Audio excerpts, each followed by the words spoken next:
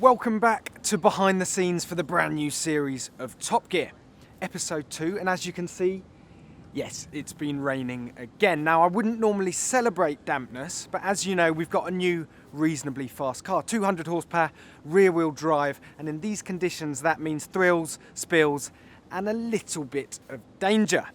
Our intrepid celeb today, none other than the Doctor himself, David Tennant. David Tennant.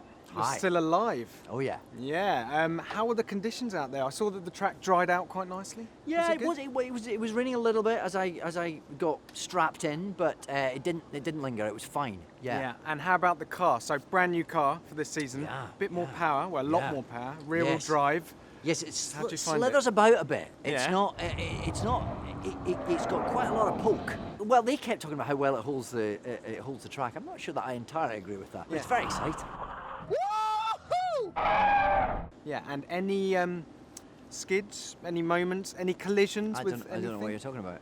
Well, look, part of the process of learning how to drive these courses is to take some risks. So yeah, I Sure. took that first corner, slightly too wide one time, and that involved a little bit of spinning round in circles, and we did knock over a bit of signage. And Chris Harris, was he a patient man? No, he was a little grumpy. I think he could have been nicer to me, frankly. Okay, well, you can have it out with him in the studio I in will. precisely 2 minutes. I will.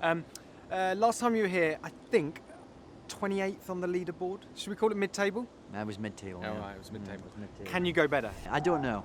It felt pretty good, but then it's a very different car to imagine. It is. It goes a lot faster. Wow. I felt like I was more in control more of the time. I was wearing a leather jacket and I was very sweaty. I should have been.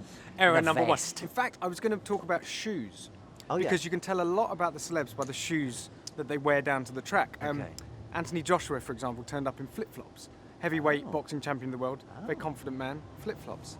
Yeah. James McAvoy last week, Yes. 9-inch Cuban heels. I'd say that's foolish for driving a car. You? Well, I wasn't wearing these when I drove. What were you wearing when you I were was wearing driving? a pair of battered old trainers. I Perfect. wanted to feel that purchase on the foot. You're better than you give yourself credit for. Thank you. All right. Very much. You're going to do very well. I hope so. Thank you, David.